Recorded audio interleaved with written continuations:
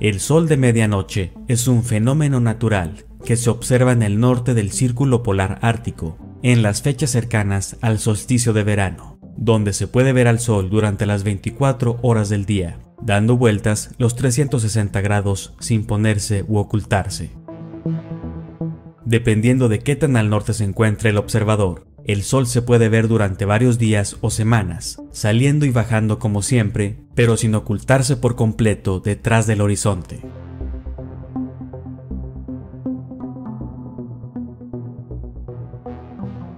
Antes de entrar a hablar más sobre el tema, debemos tener en cuenta y aceptar que no podemos saber a ciencia cierta qué es, por qué y cómo funciona todo lo que observamos en el cielo, incluyendo al sol, la luna y las estrellas. Se podrán crear hipótesis o teorías para tratar de explicar qué son los astros y el porqué de sus movimientos.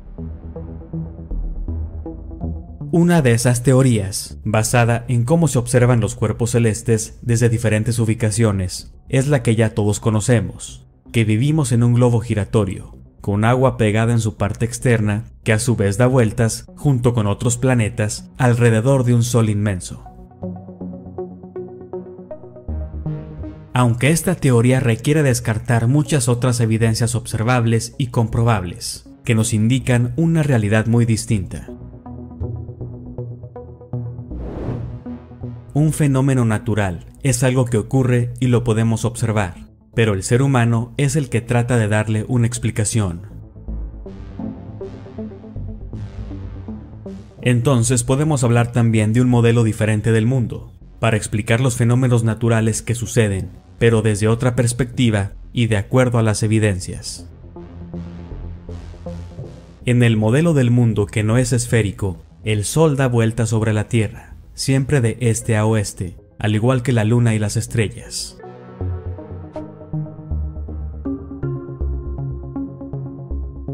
Pero en algunos meses, el Sol se acerca más al norte, y al llegar al Trópico de Cáncer, su trayectoria se hace más cerrada. Tanto así, que en el centro del Círculo Polar Ártico, los observadores estarán lo suficientemente cerca del Sol y su luz, que no podrán verlo ponerse más allá del horizonte.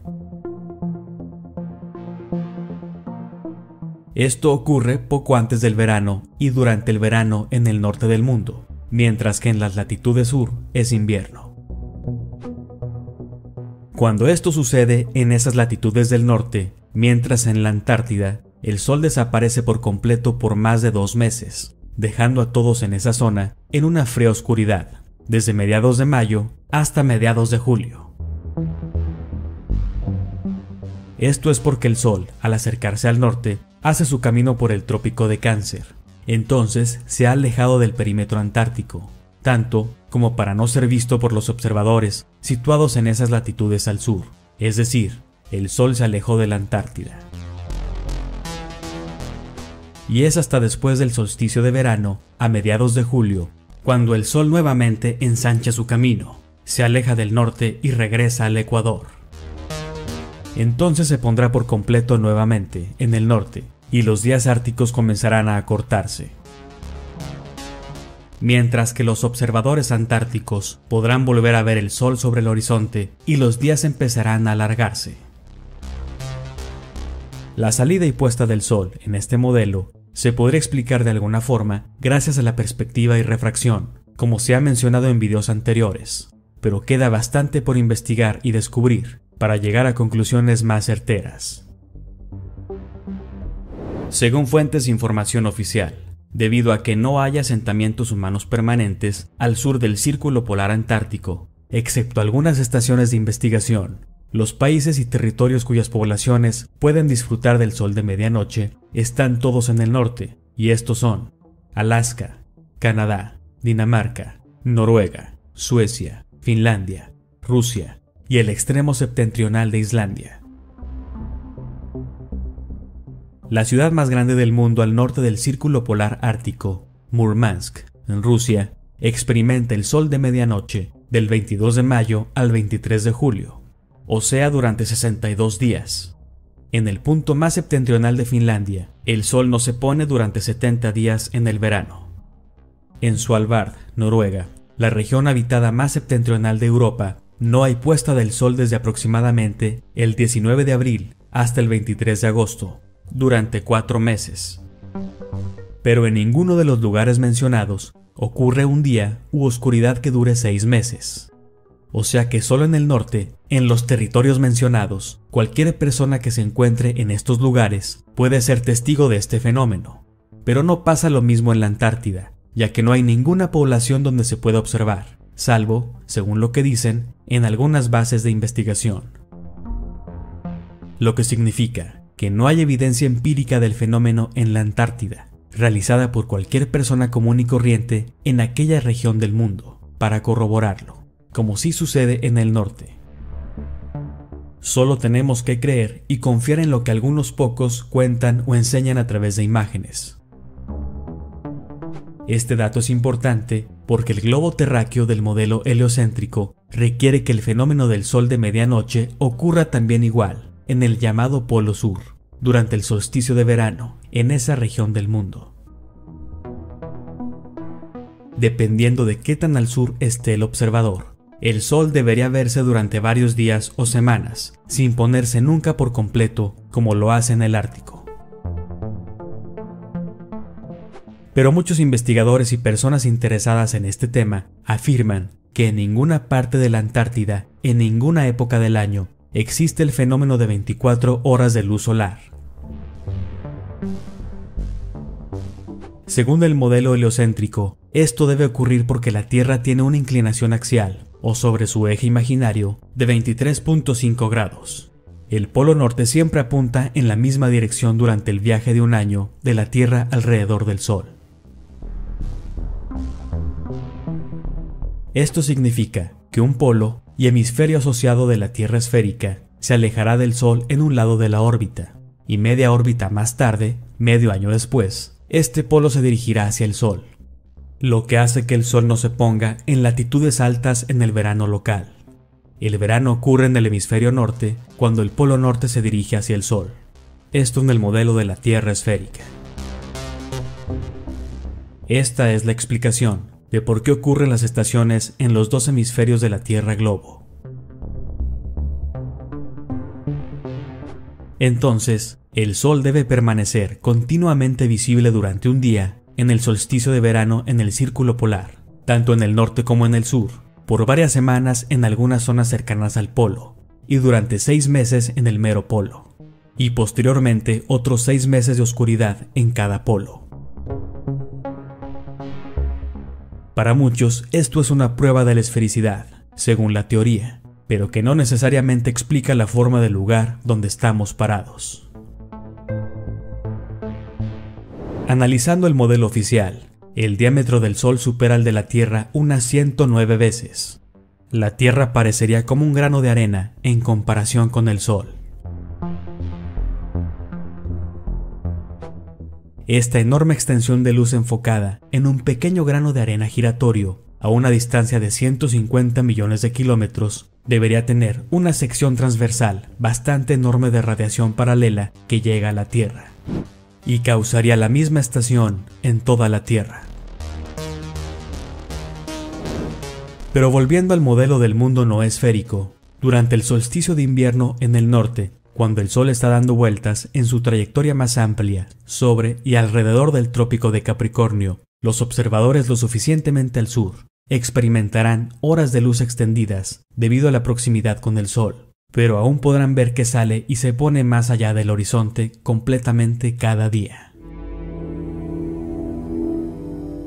De hecho, esta es la razón por la que los climas del Ártico y la Antártida son tan sorprendentemente diferentes, debido a la cantidad drásticamente desigual de luz solar que recibe cada región.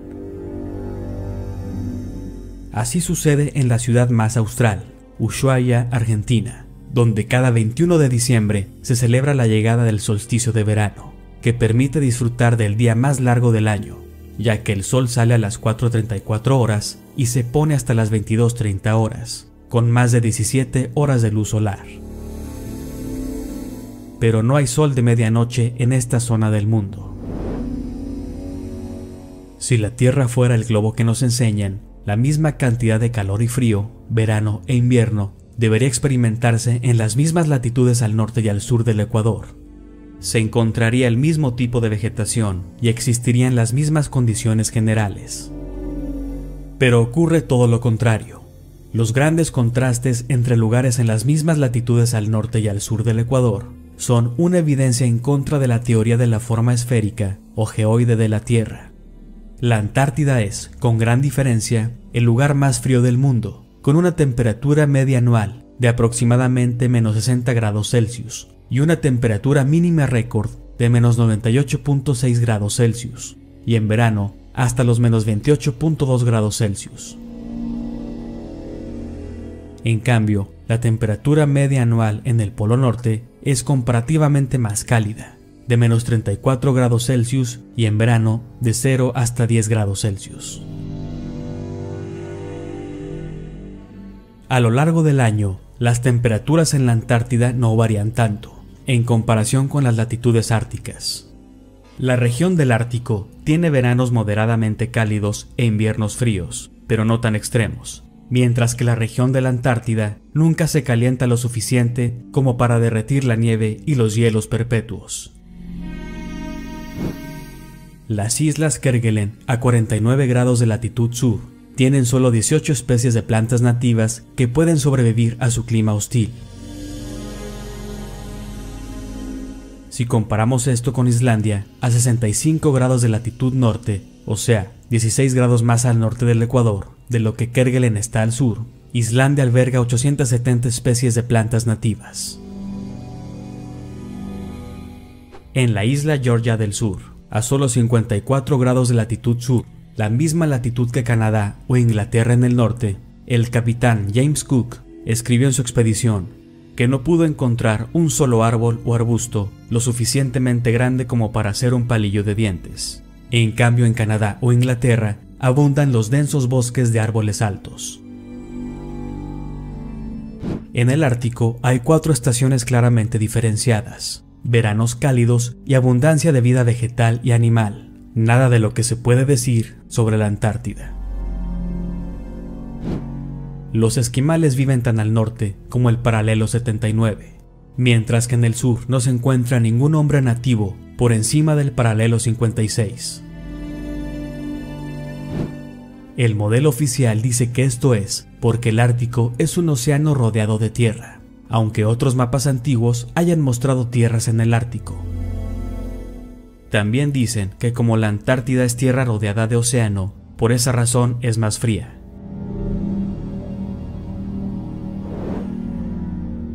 Existe desde la década de 1950 un tratado antártico, firmado por más de 50 países, que prohíbe todos los viajes y exploraciones independientes a la Antártida.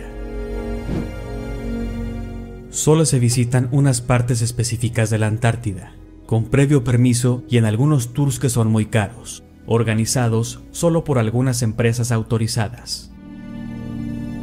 La realidad es que nadie puede ir libremente a la Antártida, especialmente durante el solsticio de invierno, cuando se supone debería haber luz del sol las 24 horas. Esta sería una razón por la que en internet se pueden encontrar algunos videos que tratan de enseñar la luz del sol de 24 horas en la Antártida, pero que al analizarlos detenida y detalladamente, nos podemos dar cuenta de algunas inconsistencias. Por ejemplo, que las sombras producidas por el sol en su movimiento no coinciden con la posición, que hay montañas superpuestas o que los rayos reflejados en la cámara se mantienen estáticos, como si se tratara de una superposición, o que las tomas finales del lapso de tiempo sean las mismas que las del inicio. También hay algunas tomas de supuestas cámaras web fijas que graban todo el tiempo, donde se ven cortes extraños, partes faltantes del video o que no cuadran con el lapso de tiempo. Otros videos son grabados en el Ártico, pero afirman que es la Antártida. Se pueden comparar videos del sol de medianoche del Ártico, que pueden ser genuinamente grabados por cualquiera, con supuestos videos de ese fenómeno, tomados en estaciones en la Antártida. Si resulta que esos videos del sol de medianoche de la Antártida no son auténticos, nos hace preguntarnos ¿por qué la necesidad de falsificarlos? El capitán James Cook se internó tan al sur como los 71 grados. Weddell, en 1893, llegó hasta los 74 grados. Y Sir James Clark Ross, en 1841 y 1842, alcanzó el paralelo 78. Pero ninguno de estos navegantes dejó constancia de que el Sol se viera a medianoche en el sur. Thomas Winship, Zetetic Cosmogony. Pero para los que afirman que el Sol de medianoche sí existe en la Antártida y es algo real, también hay forma de explicarlo en el modelo del mundo plano o no esférico. Este es el movimiento del Sol y su luz, en distintas épocas del año, visto sobre la Tierra en el mapa zimutal equidistante. Eso mismo se pudo representar en la realidad con un experimento, usando una luz proyectada sobre un mapa del mundo, a través de una especie de domo que refracta y refleja la luz hacia la Tierra. Se crea el día y la noche en las distintas partes del plano, tal como sucede en la realidad. Y también la luz podría estar al mismo tiempo en la orilla o lo que es la Antártida, o lo que se conoce como Polo Sur, lo que sería el Sol de medianoche en esa zona, mientras que en otras partes del mundo al mismo tiempo sería de día o de noche. También hay que aclarar que no hay hasta ahora como tal ningún mapa completo real de la Tierra, ya que no hay imágenes de la Tierra completa vista desde arriba. Estos mapas, como todos, son representaciones de los continentes y las regiones conocidas, pero nos ayudan a ilustrar para explicar y a darnos una idea de cómo se vería el mundo completo, y en este caso, cómo suceden los fenómenos del día y la noche y las estaciones. La mayoría de las veces, al hablar del modelo de Tierra no esférica, se describe al Sol como si fuera un simple objeto físico brillante de gran tamaño, moviéndose encima y alrededor del mundo, que debería cumplir con las características de cualquier otro objeto físico al observarlo. Por eso, muchos dirán que los patrones de día y noche son imposibles en un mundo no esférico, pero al parecer, el Sol no es un objeto físico y no actúa como tal. La óptica del cielo es muy complicada. El llamado movimiento aparente de los astros es el movimiento de los astros centrado en el observador. Cada quien es el centro de su observación, con su domo celeste personal, y aplica también para los dispositivos que hagan las veces de observador. Lo que percibimos y experimentamos es que los astros se mueven sobre nosotros, siempre de este a oeste sin importar tu localización. Se puede ver como una perspectiva fenomenológica, que se utiliza también para la observación astronómica o la navegación, al igual que en la astrología. Por eso no podemos triangular al Sol, cada quien tiene su Sol personal, y lo mismo pasa con los otros astros. Lo que resulta al tratar de adaptar las observaciones del cielo a la forma del mundo es que nos hacen curvar a la Tierra, y entonces da como resultado el modelo esférico y la teoría, para que coincidan, aunque en la realidad física no se detecte curvatura. El tema del Sol, la Luna y las estrellas tal vez se trate de energía electromagnética, una proyección desde otra fuente o algo más complejo y desconocido en la realidad que percibimos. El hecho es que no sabemos realmente qué es el Sol ni cómo funciona, y seguramente no es lo que la ciencia oficial nos ha dicho. Si crees que vivimos en un globo, por la forma en cómo se ven y se mueven los astros en el cielo, entonces estás descartando decenas de evidencias contundentes que demuestran lo contrario. Debemos tener humildad intelectual para aceptar que no sabemos ni conocemos todo sobre el mundo y la naturaleza. No tenemos todas las respuestas como nos han hecho creer, y las cosas pueden ser muy diferentes a lo que nos han dicho e imaginamos.